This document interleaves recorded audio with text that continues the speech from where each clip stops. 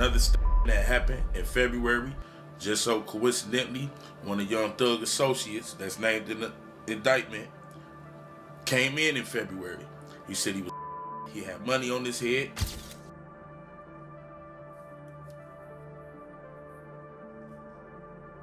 I heard probably 4 gunshots, you feel me? But then nobody know where they coming from, but everybody started shooting. They just started shooting back. Shit, cut that at your neck. Shut up, too much slime.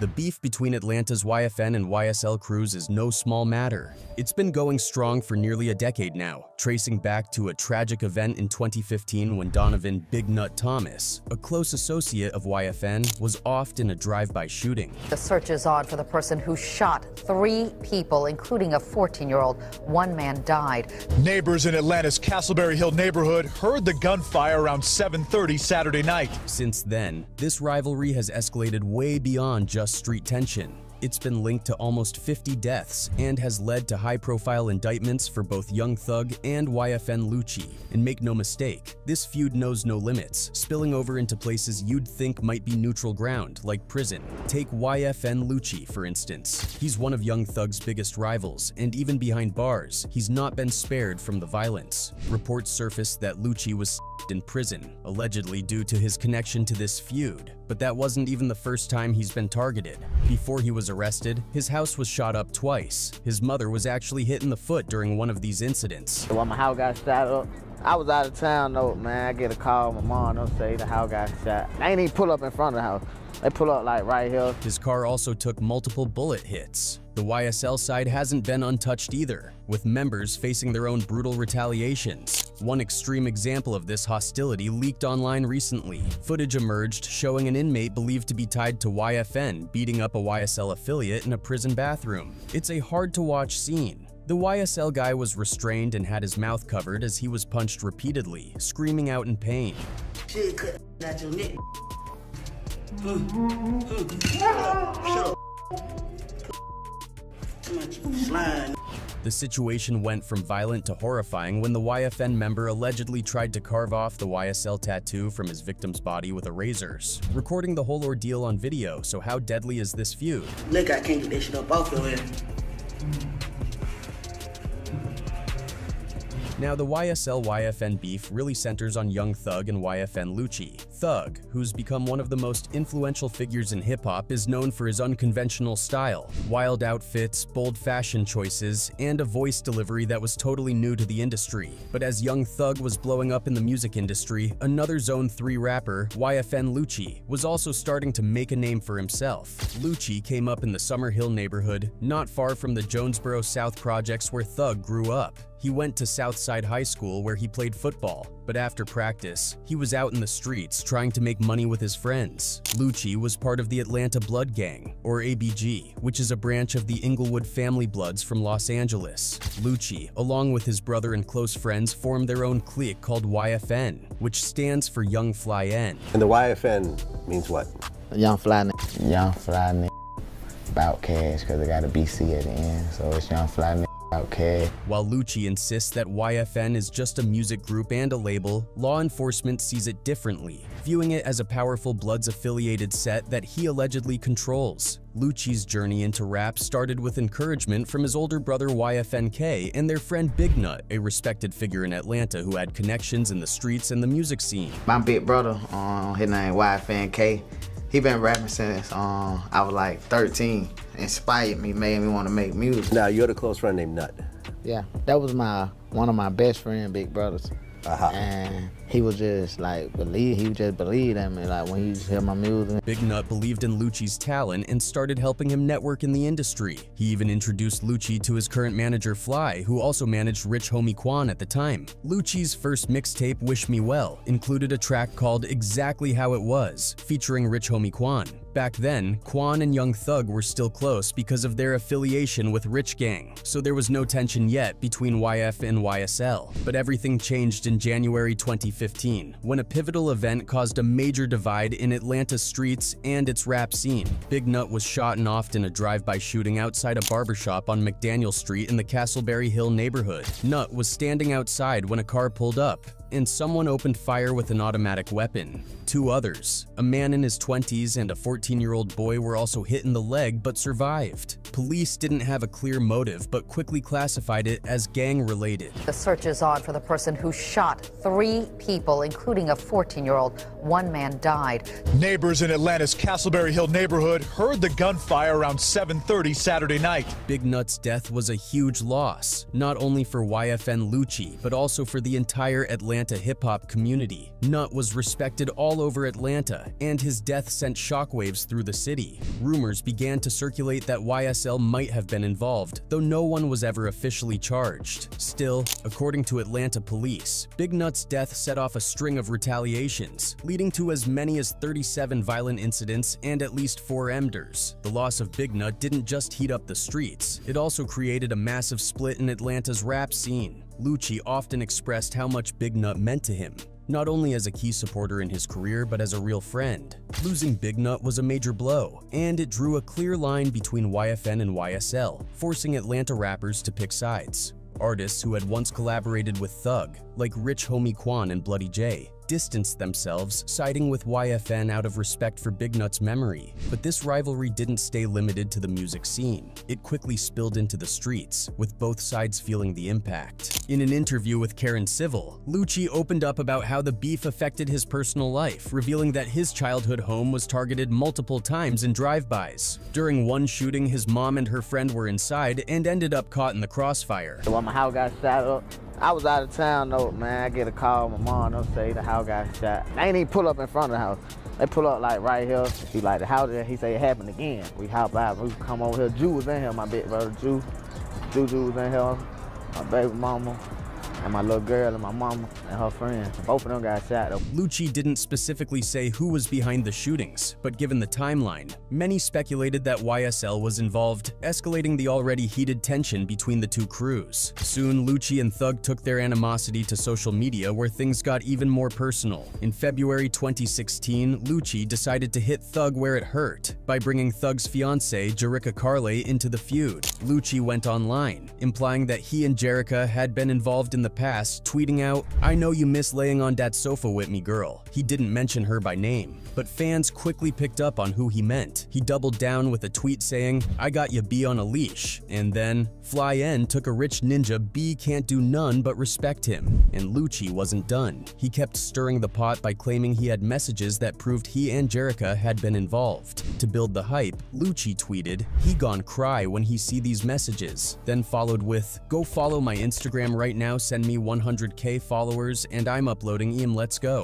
Eventually, he did post what he claimed were texts between him and Jerica. The messages showed a conversation that seemed flirtatious, with one person asking the other where they were and sharing kiss emojis. In one exchange, Lucci even said, "About to jump in the shower wid, you should have gotten in with me." Fans speculated it was Jerica on the other end, though there was no real proof. But Lucci didn't stop there. He took his trolling a step further by tagging Jerica in a tweet that read, "Miss UBA," and then shifted his attention directly to Thug, tweeting ill. And, "By the way, nobody wants yo punk H cuz, baby boy insider." Thug, unbothered by the trolling, responded back with some subtle shade, tweeting "SO solo Lucci young king," followed by "You just trying to get on," and "If any upcoming rapper wanna be put on, let's make music, Ion wanna beef." Thug's responses made it clear he wasn't interested in feeding into the drama, trying to frame Lucci as an artist chasing clout. Lucci wasn't done though, and just a few days later, he posted a video of Thug's daughter, wishing her a happy birthday with a caption that read, "Happy B-Day baby girl," and a series of hashtags, including "Long Live Nut for Eva." This move crossed a line for many people. Thug is known for being fiercely protective of his daughter. He once threatened to slap Plies after the rapper called his daughter a bee on Sway in the Morning. While Thug didn't respond publicly to Lucci's post about his daughter, people close to the situation believe that it had serious consequences behind the scenes. After that intense back and forth, things calmed down for a bit as both Thug and Lucci started focusing more on their careers. Thug was rising fast and he was making big moves. He hinted at a joint album with Kanye and landed features on 2 tracks in Drake's More Life project. Then, in 2017, he dropped his 4th mixtape, Jeffrey, which became both a critical and commercial hit. It also quickly went viral, especially because of the cover art showing Thug in a blue dress, a bold and unconventional look that had everyone talking. At the same time, YFN Lucci was making serious waves in the industry too. He released Every Day We Lit with PNB Rock in late 2016, a song that became one of his biggest hits, peaking at #33 on the Billboard charts. Following that, Lucci dedicated his next EP, Long Live Nut, to his friend and mentor Big Nut, who had played such a major role in his life and career. This project made a big impression on his fans, and it was a way for him to pay tribute to Big Nut's legacy. Meanwhile, Thug continued to push boundaries. On June 16, 2017, Tupac's birthday, he dropped his next project, Beautiful Thugger Girls. A few days after the release, Thug posted that he intentionally dropped it on Tupac's birthday because he saw himself as the new Pac. He tweeted, "I dropped EBBTG on Tupac's B-Day because I'm the #new Pac. I feel like I am the thug he didn't get to become. So I'm gonna finish what he started."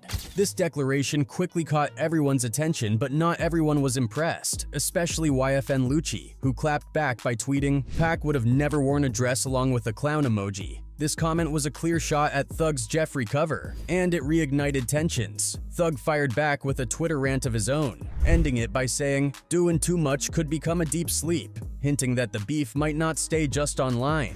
By 2018, things started getting even more real. Thug's right-hand man, YSL Duke, was involved in a shooting outside Magic City strip club, where he nearly lost his life. Surveillance footage showed Duke leaving the club, only to be followed by 2 men. Duke noticed them, realized something was about to go down, and started running as one of them pulled a gun and fired. Fortunately, Duke managed to dodge the bullets and escape unharmed. The shooter was later arrested, and although rumors started swirling that Duke had snitched, he later posted official paperwork online to clear his name. While the exact reason behind the shooting wasn't confirmed, there were strong rumors that it was linked to the ongoing YSL and YFN beef. In 2019, Thug got back on social media and stirred things up again, threatening to slap both Lucci and Houston rapper Sauce Walka during an Instagram live. Sauce Walka? Man, I'm gonna slap the hell out your little bum. My teeth come on you little broke ass like boy. Stop playing, I'm gonna slap the shit out your little. As soon as I see you, like I said, Buster. You do it look like.